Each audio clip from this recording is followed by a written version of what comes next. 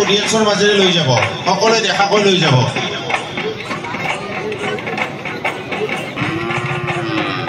মই খুপাত লৈ আনিছো লাহৰি গগনা বজাই দে মোৰ গহনা গগনা হমিয়া মাত পৰি যাব দেখা হাত ধুনীয়াই মাৰিব সঁচা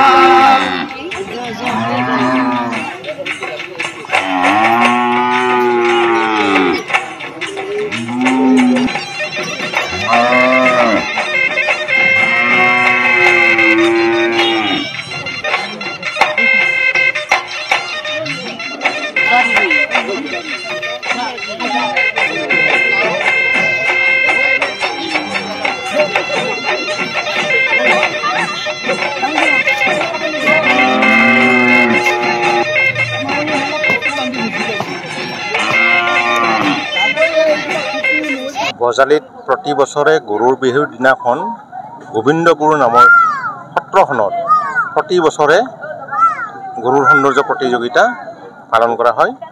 এইটো আমাৰ আৰম্ভণিতে 2005 চনত হৈছিল। এইটো আমি 3টা গৰুৰে আৰম্ভ কৰা গৈছিলে। আমাৰ এতিয়াও চলি আছে এই পৰম্পৰাটো আৰু এই পৰম্পৰাটো ভৱিষ্যতেও চলি থাকিব। আৰু ইয়াৰ জৰিয়তে আমাৰ বজালিৰ যিখিনি গৌপালক আছে ইয়াতে যিটো আমাৰ পুৰস্কাৰ দিয়া হয় first, second, third, fourth prize আৰু লগতে আমি প্ৰতিগৰাকী প্ৰতিযোগীকে এই ঔষধৰ টোপোলা এটা আৰু আহাৰ দিওঁ, পশু খাদ্য দিওঁ। তাৰ উপৰিও আমাৰ যিখিনি থাকে প্ৰতিযোগীয়ে পায় পুৰস্কাৰটো নেক্সট টাইমত অন্য কিছুমানে পুৰস্কাৰ পোৱাৰ কাৰণে গৰুৰ প্ৰতিপালনৰ কাৰণে সচেতন হয় আৰু বেছিকৈ যাতে স্বাস্থ্য পাতি ভালে থাকে তাৰ কাৰণে আমাৰ গৌপালকসকলে যথেষ্ট পৰিমাণে এই যিটো অনুষ্ঠান এই অনুষ্ঠানৰ জৰিয়তে অৰিহণা পায়। এবাৰ কিমানজনীমান গৰু ইয়াত থাকিব? এনে আগে পিছে আমাৰ 15-20 জনীমান হয়। এইবাৰো ঠিক তেনেকুৱাকৈ হ'ব।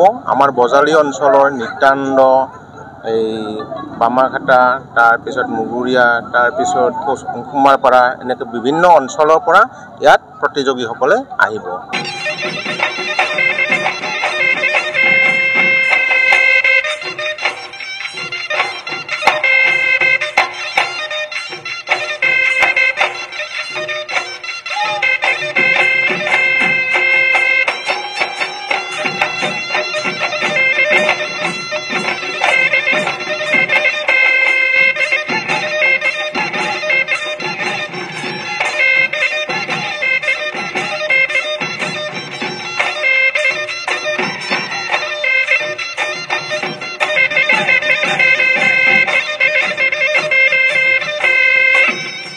আজি প্ৰায় 20 বছৰ ধৰি যি গৰুৰ সৌন্দৰ্য প্ৰতিযোগিতা আয়োজন কৰি আহিছে আৰু এই প্ৰতিযোগিতা নিশ্চিতভাৱে গুৰুত্বপূৰ্ণ ভূমিকা পালন কৰিছে। কাৰণ আমি সকলোৱে জানো যে অসমত যি দুগ্ধ বিপ্লৱ সেই দুগ্ধ বিপ্লৱ আমাৰ বজালিৰ পৰাই আৰম্ভ হৈছিলে আৰু বজালিত প্ৰতিদিনে 50,000-ৰ পৰা 60,000 লিটাৰ যিহেতু গাখীৰ উৎপাদন কৰা হয় আৰু সেইকাৰণে বজালিবাসী ৰাইজে এই গৰু বিহুটো খুব ধুনীয়াকৈ অনুষ্ঠিত কৰাৰ লগতে আবেলিৰ ভাগত গোবিন্দপুৰ অঞ্চলৰ ৰাইজে গোবিন্দপুৰ ৰঙালী বিহু সন্মিলনী এই অনুষ্ঠান ভাগি আয়োজন কৰি আহিছে আৰু এই অনুষ্ঠান ভাগিৰৰ যিহেতু গৰু পূজাৰ গৰু বিহুৰ লগতো এটা সম্পৰ্ক আছে।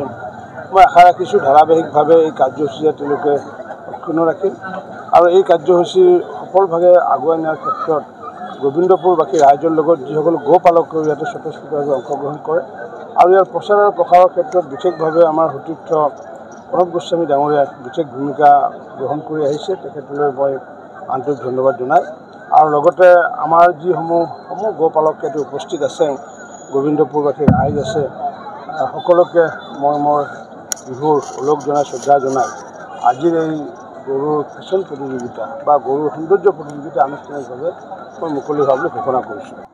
আমি গোবিন্দপুৰ সত্ৰ পৰিচালনা সমিতিৰ পৃষ্ঠপোষকতাত গোবিন্দ ৰঙালী বিহু সমিতিয়ে আজি এইবেলি 3 দিনীয়া কাৰ্যসূচী হাতত লৈ আমি বিহু উদযাপন কৰিবলৈ সিদ্ধান্ত লৈছোঁ। আজি আমাৰ প্ৰথম দিনৰ কাৰ্যসূচী।